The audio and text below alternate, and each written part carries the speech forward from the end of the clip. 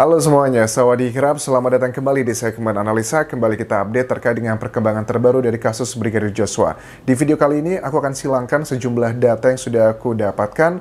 Pertama adalah dari keterangan Kamarudin Simanjuntak yang mengatakan bahwa Ferdy Sambo ada temuan sangat kuat bahwa dia sudah menikah kembali. Tetapi apakah jika seandainya itu benar bisa menjadi salah satu motif? Akan aku silangkan dengan sumber kategori istimewa yang sudah ngobrol dengan aku beberapa waktu terakhir ini. Dia mengatakan bahwa dia sebenarnya sudah mengetahui apa sebenarnya motif. Apakah jangan-jangan dugaan adanya perselingkuhan yang dilakukan oleh Putri Chandrawati karena dilatar belakangi juga oleh Ferdy Sambo yang telah selingkuh dengan perempuan lain. Ini akan aku coba cross check dan juga silangkan, dan kita akan coba pilih sesuai logika mana kira-kira yang akan memenuhi unsur-unsur logika berpikir manusia dan berhubungan dengan motif dari pembunuhan Brigadir Joshua ini.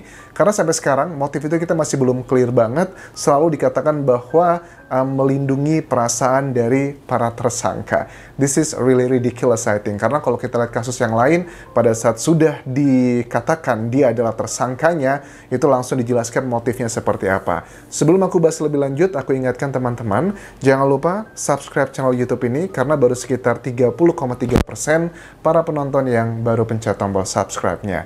Oke, sekarang kita bahas yang pertama adalah begini. Sumber istimewa ini sudah mengatakannya beberapa kali ke aku, dan pada saat aku melihat keterangannya dari Kamarudin Simanjuntak ya, mengatakan bahwa dia sudah memiliki bukti dan juga temuan bahwa Ferdy Sambo itu telah melangsungkan pernikahan dengan perempuan cantik-cantik di luar sana.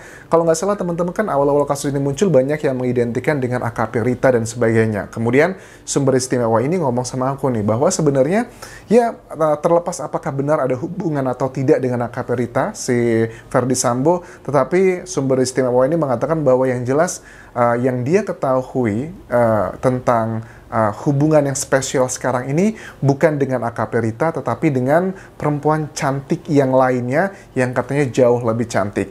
Nah, ini aku hubungkan dengan data dari Kamarudin Simanjuntak menyatakan di sejumlah media bahwa dia sudah memiliki nih, bahkan dia katanya sudah harus meminta kepolisian, ke penyidik ya, untuk menemukan si tokoh agama tersebut yang mampu melangsungkan pernikahan antara Ferdy Sambo dengan perempuan tersebut. Nah, kemudian apa hubungannya Anjas jika seandainya let's say anggap saja ini benar gitu, karena butuh pembuktian juga kan ya.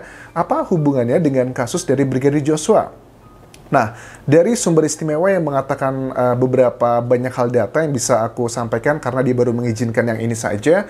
Sumber istimewa ini bilang bahwa mereka ini sebenarnya sudah diketahui sejak lama. Mereka itu adalah Ferdy Sambo dan juga Putri Chandrawati. Hubungan rumah tangganya itu udah nggak baik-baik saja. Ferdy Sambo jarang pulang dan telah terjadi dugaan pernikahan tersebut antara Ferdy Sambo dengan perempuan lainnya. Nah, si Putri Chandrawati ini diyakini oleh sumber istimewa ini bahwa dia memang memiliki hubungan istimewa dengan Brigadir Joshua itu sejak bulan Desember. Ini adalah dugaan yang disampaikannya. Nah, kemudian aku tanyakan ya, yakin nih ada hubungan spesial antara Brigadir Joshua dengan Putri Chandrawati?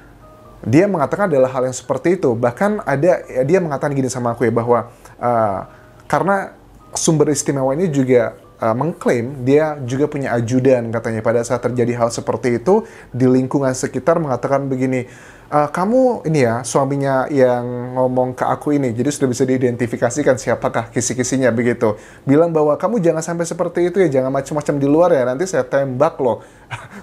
Selingkuhannya, dugaannya seperti itu. Tetapi kan begini teman-teman ya, let's say anggap saja itu benar, seandainya itu pun benar, sekali lagi aku tegaskan bahwa bukan berarti dong Ferdy Sambo bisa dengan semena-mena mengambil nyawa Brigadir Joshua.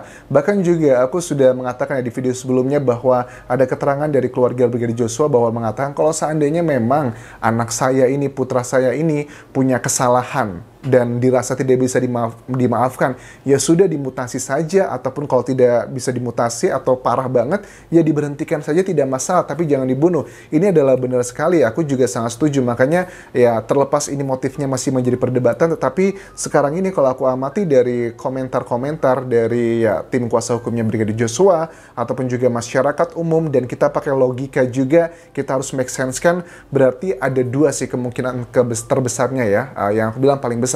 Tentunya ada banyak kemungkinan lainnya. Yang terbesar pertama adalah memang benar telah terjadi, ya motifnya adalah karena masalah kecemburuan antara satu sama lain. Yang kedua adalah karena dua-duanya ini melakukan perselingkuhan, dan kemudian untuk melindungi hal yang lebih besar, aku tangkapnya adalah untuk anak-anaknya ya. Karena secara pribadi aku sangat prihatin sih dengan anak-anak dari Ferdy Sambo dan juga Putri Chandrawati. Bagaimanapun juga yang menjadi korban adalah anak-anaknya. Bahkan sumber istimewa ini pun juga mengatakan bahwa anak-anaknya Ferdy Sambo yang di Magelang sekarang sudah tidak sekolah lagi di sana, dan sudah tidak mau sekolah lagi, kayaknya akan mungkin homeschooling. Bagi aku juga ini sebuah momen proses yang akan sangat membekas di hati mereka dan mendewasakan mereka banget ya. Nah terus kalau kita kembali ke motif tadi, sebenarnya gini, kalau yang dikatakan pertama mengenai adalah dugaan dari pengacara Brigadir Joshua Kamarudin Simanjuntak bahwa si Brigadir Joshua ini melaporkan si FS dengan perempuan lain, pernikahan itu, apakah dengan hal seperti itu bisa serta-merta menghabisi si Brigadir Joshua? Karena kan kita tahu ya, seorang jenderal gitu kan ya, sudah punya pikiran panjang juga pastinya, dan dia mengatakan bahwa ini adalah harkat dan martabat saya. Kalau diketahui dia menikah dengan perempuan lain, menurut aku sih itu tidak terlalu identik dengan harkat dan martabat. Justru sebagian pria mengklaim hal tersebut adalah menunjukkan bahwa wah, saya jantan nih, saya punya lebih dari satu istri dan sebagainya. Ini kok tidak linear ya dengan keterangan yang dikatakan dari si Ferdy Sambo ataupun juga tim penyidik bahwa ada sesuatu hal yang melukai harkat dan martabat. Dan penyidik pun mengatakan kenapa tidak mengungkapkan motif ini ke media massa, karena melindungi rasa malu dari para tersangka ataupun juga keluarga ataupun juga mungkin instansi. Itu juga possibility yang mungkin. Bagi aku yang pertama agak sangat sulit untuk dipercaya itu kalau berhubungan dengan harkat dan juga martabat. Dan aku paham banget pada saat seseorang sudah mau melakukan hal seperti itu, membunuh, itu pasti benar-benar sudah menyakiti hatinya tuh sampai ke level dewa. Kalau cuma dikatakan dibocorin aja dia menikah dengan perempuan lain, menurut aku level sakit hatinya tidak akan mungkin deh sampai menghabisi seperti itu. Kemungkinan besar menurut aku yang adalah yang kedua, di mana si Brigadir Joshua diketahui memiliki hubungan dengan Putri Chandrawati. Ya, aku tahu pasti kalian ada yang pro dan kontra, tetapi ini adalah yang paling masuk akal dari berbagai macam cerita yang sudah kita bahas di video-video sebelumnya. Kenapa mengatakan hal seperti itu? Karena dengan kedekatannya, kemudian peristiwa yang di Magelang, peristiwa di Magelang belum tentu yang aku masukkan adalah pelecehan ya, tapi mungkin adalah diketahui ada Brigadir Joshua di kamarnya, kemudian kepergok sama Kuatmaruf dan sebagainya. Kuatmaruf pun sebenarnya tujuannya melaporkan itu ke Ferdy Sambo bukan untuk dihabisi, tetapi adalah untuk mungkin mutasi atau bahkan dipecat dari anggota Polri, tetapi unpredictable karena sesuatu hal sudah mengenai hatinya Ferdy Sambo. Bahkan teman-teman juga mengatakan begini, Anjas, namanya juga maksudnya tidak bermaksud rasis ya, tetapi bagi sebagian orang daerah seperti misalnya adalah kita kan pasti selalu membawa budaya kita masing-masing, dan Ferdy Sambo ini diketahui kalau nggak salah adalah berasal dari Sulawesi, dan pride-nya atau harga dirinya orang Sulawesi itu sangat tinggi sekali, apalagi kalau istrinya, perhiasannya, istri kan boleh dibilang adalah perhiasan ya, kebanggaan dari seorang suami, tiba-tiba sudah tidur dengan laki-laki lain, itu benar-benar sangat menghancurkan harkat dan martabatnya. Lantas kenapa Anjas kalau memang itu adalah motifnya, kenapa nggak dikatakan? Karena kan itu nanti bisa menjadi hal yang meringankan Ferdy Sambo. Ini hanya masalah waktu aja sih, cepat atau lambat kemungkinan besar akan terungkap di persidangan nanti. Tetapi kalau aku bahas dari apakah persidangan ini tertutup atau terbuka, kan sudah aku bahas ya di video sebelumnya, dan dikatakan bahwa kalau persidangan itu yang berhubungan dengan asusila ataupun juga dengan anak-anak atau yang bisa membahayakan status negara, itu biasanya persidangan akan dilakukan secara tertutup. Tetapi kalau persidangan itu dilakukan secara terbuka, tujuannya adalah biar kita masyarakat bisa mengawal prosesnya secara benar. Kalau kalian tanya sama aku nih gini, Anjas, menurut kamu dengan kasusnya Verdi Sambo, let's say sudah dikatakan dari Kapolri motifnya adalah asusila, antara perselingkuhan ataupun juga pelecehan tadi.